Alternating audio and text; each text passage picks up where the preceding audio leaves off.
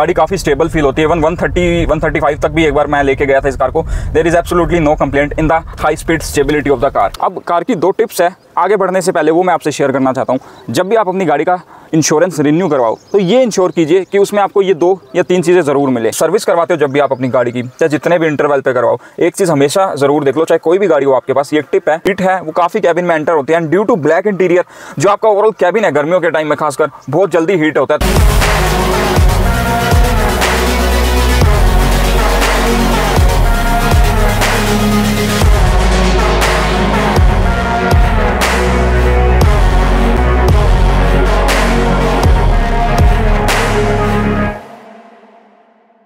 हर एक इंसान की लाइफ में एक नई कार को खरीदना उसकी लाइफ का एक बहुत इंपॉर्टेंट डिसीजन होता है, एंड उसके लिए वो काफ़ी कुछ चीज़ों की रिसर्च करता है, देखता है, एंड उसके बाद ही एक नई कार अपने लिए खरीदता है। एंड जैसे जैसे टाइम बीतता है वो उस कार को चलाता है, उसको उस कार के बारे में और चीज़ें रियलाइज़ होती है, पता लगती है क्या गुड्स है क्या बैड है, जो कि शायद वो उसको चीज़ें तब नहीं पता लगती जब वो इनिशियली रिसर्च करके अपनी कार को लेता है। सो टाइम के साथ वो जैसे यूज़ करता है, ड्राइव करता है, उसको काफ़ी चीज़ें एक्सप्लोर होती है, एक्सपीरियंस होती है अपने कार के साथ में।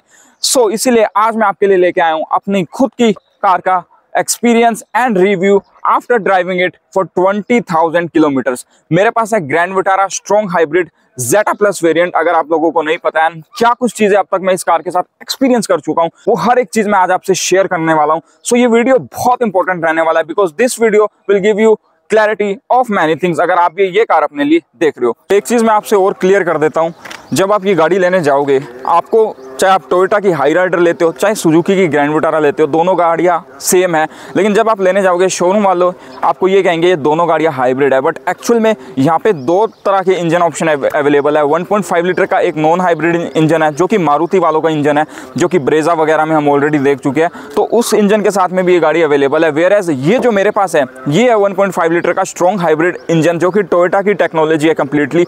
एंड ये जो कार है ये एंड हाई राइडर एक साथ ही एक लाइन में असेंबल होती है टोयोटा के प्लांट में। सो ये इंजन अलग है। अब जो माइल्ड हाइब्रिड इंजन होता है वो एक तरीके का स्टार्ट स्टॉप सिस्टम है, वेयर एज ये जो हाइब्रिड सिस्टम है ये प्रॉपर एक टेक्नोलॉजी है, एंड यहाँ पे आपको माइलेज काफ़ी अच्छा मिल जाता है then the normal mild hybrid. सो वो एक अलग कंसेप्ट है। वहाँ आपके पास एक छोटे साइज़ की बैटरी रहती है, यहाँ पे एक बड़े साइज़ की आपको बैटरी मिलती है इन द स्ट्रॉन्ग हाइब्रिड। अब सबसे पहले इस कार की मैं लाइट्स की बात करूँ, इस कार को हमने हाईवे पे काफ़ी बार चलाया, रात के टाइम काफ़ी बार मैं आया हूँ हाईवे से, रात को काफ़ी बार ड्राइव किया है। इस गाड़ी की लाइट्स का थ्रो अच्छा है, स्प्रेड अच्छा है, इंटेंसिटी अच्छी है, this lights works absolutely fantastic. अब इस कार का बूट स्पेस जो एक मेजर कंसर्न रहता है अगर आप स्ट्रॉन्ग हाइब्रिड वेरिएंट की तरफ जाते हो, तो जो आपका बूट स्पेस है डेफिनेटली कहीं ना कहीं कॉम्प्रोमाइज़ होता है। एंड क्यों होता है वो भी मैं आपको बता देता हूँ, क्योंकि ये जो आप देख रहे हो ये बैटरी आ जाती है लिथियम की, जिसके कारण इस बैटरी के कारण आपका बूट स्पेस कम हो जाता है देन कंपेयर टू द जो माइल्ड हाइब्रिड है उनमें, उसमें आपको अच्छा बूट स्पेस मिल जाता है क्योंकि वहाँ ये बैटरी सेटअप नहीं रहता। बट अब बात आती है कि क्या बूट स्पेस प्रैक्टिकल अगर हम देखें तो यूजेबिलिटी में दिक्कत क्रिएट करता है या नहीं। तो मैं अपनी फैमिली के साथ काफ़ी बार, कम से कम 4-5 बार अब तक जा चुका हूँ 9-10 घंटे की जर्नी में, तो हमारा लगेज भी काफ़ी था, तो उस केस में दिक्कत मुझे नहीं आई। ऑनेस्टली कहूँगा लगेज आ जाता है, अगर आप पार्सल ट्रे को हटा के अपना लगेज फिट करते हो तो थोड़ा सा डिफिकल्ट होता है, बट ओवरऑल आपका लगेज यहाँ पे बैठ जाता है। तो कुछ ऐसे बहुत दिक्कत वाली बात मुझे अभी तक नहीं एक्सपीरियंस हुई इस गाड़ी के बूट स्पेस के साथ में। अब इस गाड़ी की स्क्रीन की मैं बात करूँ, ये गाड़ी की स्क्रीन मैंने जितनी भी अभी तक चलाई है, अब आप देख सकते हो ऑलमोस्ट मुझे 2 साल होने वाले इस कार के साथ में, आज तक सिंगल टाइम भी ये स्क्रीन कभी इसने कोई ग्लिच नहीं शो किया या कभी भी ये हैंग नहीं हुई। The screen was very simple to use and काफ़ी बढ़िया इसका जो यूआई है वो काफ़ी स्मूथ है, काफ़ी अच्छा रिस्पॉन्स है। तो ओवरऑल आपको काफ़ी इजी रहेगा इस स्क्रीन को यूज़ करना, कोई भी दिक्कत नहीं आएगी, ना लैग होता है ना कोई ग्लिच आते हैं, ईजी टू यूज़ है। तो मेरे को अभी तक कोई प्रॉब्लम नहीं आई इस गाड़ी की स्क्रीन को लेके। अब इस कार के अंदर आपको फुली कम्प्लीटली ब्लैक इंटीरियर्स मिलते हैं, जैसे आप देख सकते हो।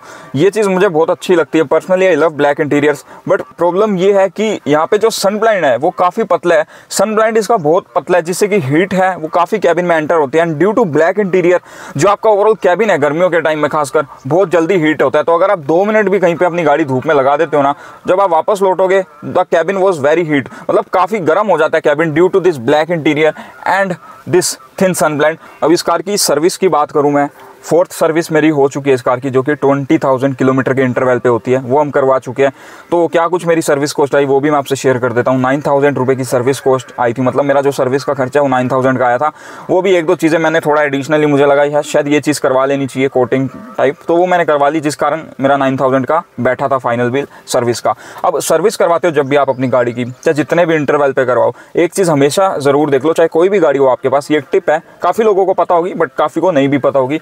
जब भी आप अपनी गाड़ी की सर्विस करवाने जाओ, अपने फ़ोन में एक बार अपनी गाड़ी का सर्विस मैनुअल जरूर चेक कर लो, जिससे कि आपको आइडिया हो जाए कितने इंटरवल पे जब आप सर्विस करवाते हो तो उसमें क्या क्या चीज़ें चेंज होती है, जिससे कि जो सर्विस सेंटर वाले हैं वो आपका एडिशनल बिल ना बनाए। क्योंकि अगर आप अपनी गाड़ी को सर्विस में लेके जाओगे, आप देखोगे कि वो सर्विस सेंटर वाले आपको कहेंगे सर ये चीज़ में ऐसे है वैसे है, तो आपको ये करवाना पड़ेगा, या सर आप ये करवा लो, ये आपकी गाड़ी के लिए काफ़ी अच्छा रहेगा लाइफ टाइम। तो ऐसे ऐसे करके आपका जो बिल है वो काफ़ी मोटी अमाउंट का बनाने की करते हैं। इसलिए उन सब चीज़ों से अवॉइड रहने के लिए आप अपनी गाड़ी का सर्विस मैनुअल ज़रूर चेक कर लो हर टाइम जब भी आप अपनी कार की सर्विस करवाने जाओ।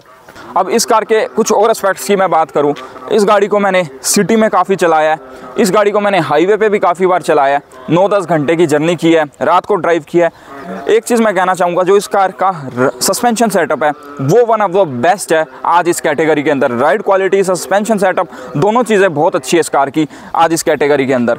One thing more that is important, ये गाड़ी ऑल व्हील ड्राइव में भी अवेलेबल है। हालांकि स्ट्रॉन्ग हाइब्रिड वेरिएंट्स अगर आप लेते हो वो आपको ऑल व्हील ड्राइव में नहीं मिलेंगे, but for your kind information ये चीज़ मैं आपसे शेयर कर रहा हूँ। एंड इस गाड़ी की राइड क्वालिटी, सस्पेंशन सेटअप बढ़िया है जैसे कि मैंने बताया। उसके अलावा गाड़ी की सीट्स काफ़ी कंफर्टेबल है। एंड इन सब चीज़ों की वजह से क्या होता है कि अगर आप लंबा ट्रैवल करते हो, आपको थकान फील नहीं होती इस कार में।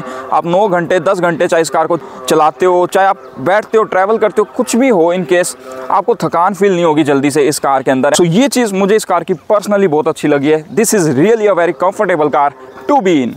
अब कार की 2 टिप्स है आगे बढ़ने से पहले, वो मैं आपसे शेयर करना चाहता हूँ। जब भी आप अपनी गाड़ी का इंश्योरेंस रिन्यू करवाओ तो ये इंश्योर कीजिए कि उसमें आपको ये 2 या 3 चीज़ें ज़रूर मिले। सबसे पहले आ जाता है इंजन प्रोटेक्ट या टायर प्रोटेक्ट।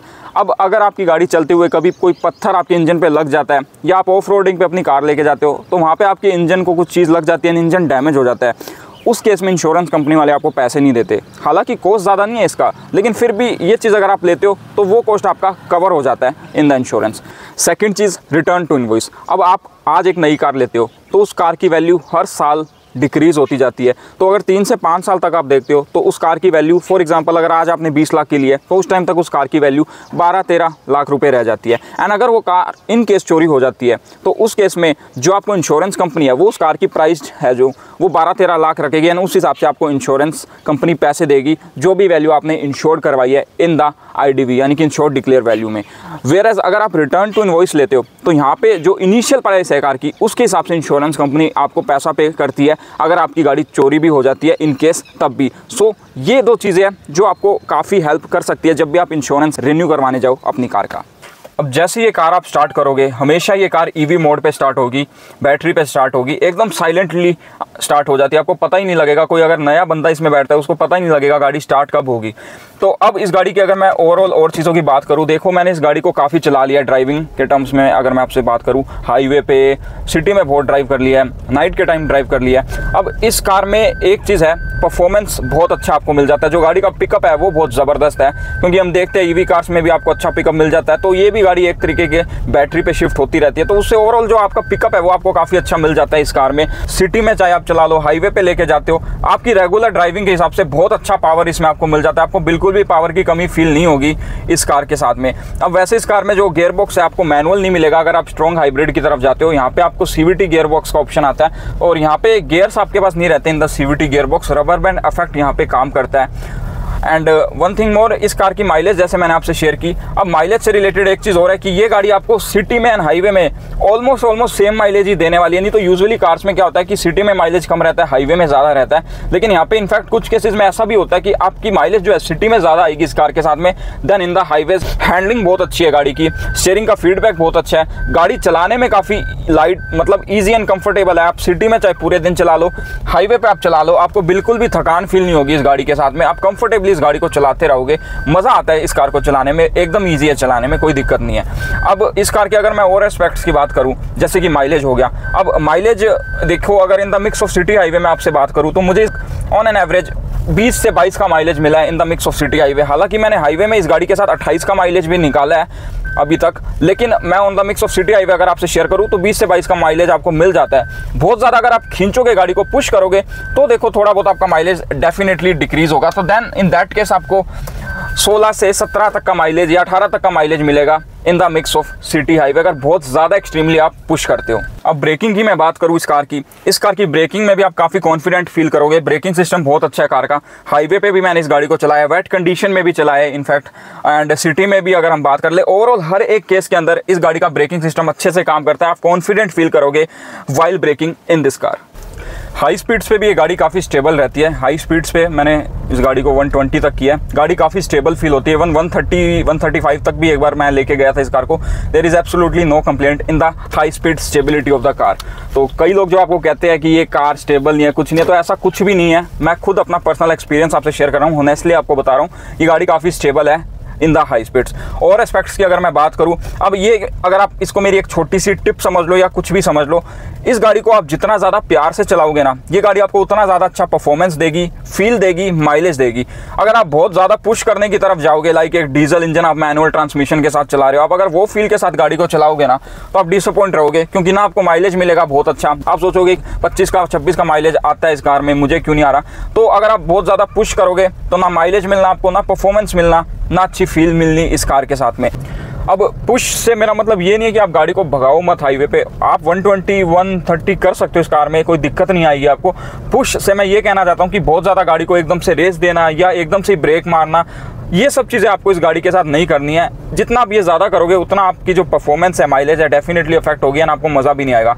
सो इसलिए आप इस गाड़ी को जितना ज़्यादा प्यार से पुश करोगे, प्यार से चलाओगे, उतना ज़्यादा अच्छा परफॉर्मेंस, माइलेज एंड ओवरऑल आपको ड्राइविंग एक्सपीरियंस मिलेगा इस कार के साथ। तो अब आप अगर मुझसे पूछना चाहते हो मेरा ओपिनियन, अगर मैं आपसे शेयर करूं, ये गाड़ी कंफर्टेबल है, परफॉर्मेंस अच्छा देती है आपको, रिलायबल है, अच्छी माइलेज देती है। आज इस अपने सेगमेंट के अंदर इस कार की माइलेज सबसे ज़्यादा है मेरे हिसाब से। इवन आप चाहे क्रेटा का डीजल लेते हो, कोई भी लेते हो आप, this car will gives you सबसे ज़्यादा माइलेज आज इस कैटेगरी के अंदर। तो हर एक एस्पेक्ट में गाड़ी आपके लिए बहुत अच्छी चॉइस बनती है आज। अब बहुत होगी बातें गाइस, फाइनली अब बढ़ते हैं इस वीडियो के वर्डिक्ट की तरफ। सो ये था मेरा आज का video on my own car grand Vitara strong hybrid के ऊपर after driving it for 20,000 kilometres. अब ये गाड़ी आज अगर आप अपने लिए देखना चाहते हो तो एक चीज़ मैं आपसे कहना चाहूँगा, इस कार को आप तभी पिक करो जब आपकी रनिंग बहुत ज़्यादा है, या आप जैसे दिल्ली जैसे सिटी में रहते हो, जहाँ कि आप फ्रीक्वेंटली जैसे गुड़गांव या जो भी NCR वाले एरियाज़ है वहाँ पे आप कवर करते हो, तो आपकी डेली रनिंग अगर ज़्यादा है, ज़्यादा बम्पर टू बम्पर ट्रैफिक में अगर आप चलाते हो, दोनों ही केस में ये गाड़ी आपके लिए अच्छा स्टैंड आउट करती है। एंड वो सब मैं चीज़ें डिस्कस भी कर चुका हूँ आपसे। अब अगर आप मुझसे पूछते हो तो I am really a very happy owner of this car. मुझे कोई भी ऐसा कुछ मेजर कंप्लेंट नहीं आई अभी तक इस कार से। तो आई होप आपको ये वीडियो पसंद आया हो। अगर पसंद आया उसको लाइक कर दो, आगे अपने दोस्तों के साथ शेयर कर दो, एंड ऐसी और वीडियोज़ के लिए मेरे चैनल को सब्सक्राइब कर लो। So guys, this is we all have for today. मिलता हूँ जल्दी से एक और नई वीडियो के साथ। तब तक के लिए bye guys, love you all, take care of your self.